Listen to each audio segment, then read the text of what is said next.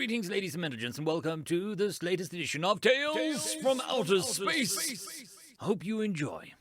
Story number 1, The New Colleague, written by Wanny91. Marketing Manager's Log, Sil Corporation, year 2654. 01.05. My friend from the HR department informed me today that I will get a new employee starting next month. It seems that our management has finally heard my plea for more people in order to deal with the heavy influx of work recently. According to the personnel file, the new employee comes from a newly discovered species called Humanity and goes by the name Philip. I'm looking forward to meet him. 01.06. Note to all employees. Due to a small incident during the introduction of our newest team member, it is now forbidden for everyone to greet any human with their traditional ritual called handshake. I'm sure that our new colleague didn't intend to break anyone's limb. 02.06. Philip received a pay rise of 20% today because he called our CEO slim and good-looking, even though this isn't true at all. Apparently, it helps your career if you flatter your boss. 05.06. In order to not put too much pressure on Philip, I send him home on the remainder of the week. My only hope is that 13 days are enough time for him to recover from the stress. 18.06. It appears the humans are very fast learners since Philip has already completed his 2-week-long training course in just 3 days. Apparently humans have, in comparison to other species, a very developed cerebral cortex and thus are capable of adjusting themselves quickly to new situations. Since Philip has already finished his training course and we don't have any work for him planned yet, I send him home again. 25.06. Poor Philip. His first real day at work and he had to attend several long and tedious meetings. Still, I have to say that he managed the meetings very well, which, according to him, was thanks to the human technique called napping. It is nice to see Philip working so hard for the benefit of our company. 02.07. Today, Philip accidentally destroyed his office chair after trying to sit on it for the first time. As I was informed, humans come from a planet with high gravity and thus are heavier than they look like. Because Philip can't do any work without his chair, I send him home again. 06.07. Philip accidentally destroyed his computer. It seems like that his species is prone to short outbursts of anger if their equipment does not work correctly. Since he can't work without a computer, I have to send him home. 12.07. A bulletproof window was installed after Philip threw out his new computer when it didn't work. As a punishment, I forbid him to work for 4 days. 13.07. It is forbidden for Philip to clap with his hands sarcastically if the computer works as intended. 2 colleagues had to go to the hospital since they couldn't hear anything anymore. 15.07. What a busy day. We got swarmed with work, but Philip managed well. He even managed to finish his share of the work before lunch. As a thanks for that, I promised to buy him lunch today. 15.07 afternoon. Note to myself, never buy lunch for Philip again. Despite their look, humans can eat for 10 of my kind. My wallet can't afford that much again. 18.07. Philip saved our entire company today. All of our computers suddenly didn't work anymore, but he saved the day by doing something called turning it off and on again. Note to self, suggest Philip for a promotion. 21.07. I'm very fond of Philip, despite the fact that he already does the biggest share of the work in our department. He still offered to help out his colleague whose son had an accident. According to Philip, writing 2 more business letters wasn't too much to do, even though it takes usually 6 hours to write one of them. Could it be that humans have a higher metabolic rate than other species and thus have a faster perception of time? Note to self, find out humans' metabolic rate and know if this would affect the economy. 25.07. As a thank you for helping him out, Zog No Lin offered to buy Philip lunch. Unfortunately, I was too late to warn him and he spent over half of his fortune to buy food for Philip. It seems like the pride of his species prevented Zog No Lin from taking back his offer after finding out how much Philip can eat. 31.07.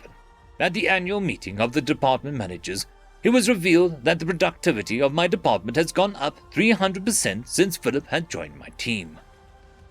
12.07. Because Philip is capable to do most of our department's work alone, 3 other members of my team were let go. Because of Philip's efficiency, our CEO is considering hiring more humans. 17.08. I finally learned what the word napping means. I rebuked Philip for sleeping during the meeting and submitted an official complaint to the HR department. 18.08. Our CEO has personally torn off my written complaint about Philip. It seems like he helps your career if you are nice to the CEO and go regularly out to drink with him. 24.08. I found out that humans have indeed a faster metabolic rate than other species, and thus are able to work so much faster than anyone else. I have also found out that humans compare us to the native animal on their home planet called a sloth. 25.08. While I tried to warn the government that our entire economy was at stake due to the fast metabolism of humans, Philip introduced a hot liquid called coffee, which increased the company's overall productivity by 200%. It seems like my worries were unjustified since all the employees are now capable of working as fast as Philip. 31.09. Due to the liquid coffee, productivity in all departments has gone up 300%. 10.10. Automatic log update due to mentioning of company name in press. Name of company was mentioned 2 times in the following context. The market was shocked today by the announcement that the company, Sil Corporation, had to permanently close their doors after all their employees had been delivered to the hospital earlier this week. According to the doctors, most staff members suffered complete exhaustion due to ergogenic drug which was found inside a brown liquid. Due to the virulence of said liquid, not only got the CEO of the company arrested, but the whole company had to be put into quarantine. At first, investors of the company were worried about the sudden closure of the company, but the announcement of a newly founded company by one of the Sil Corporation's former employees named Philip managed to calm the markets down again.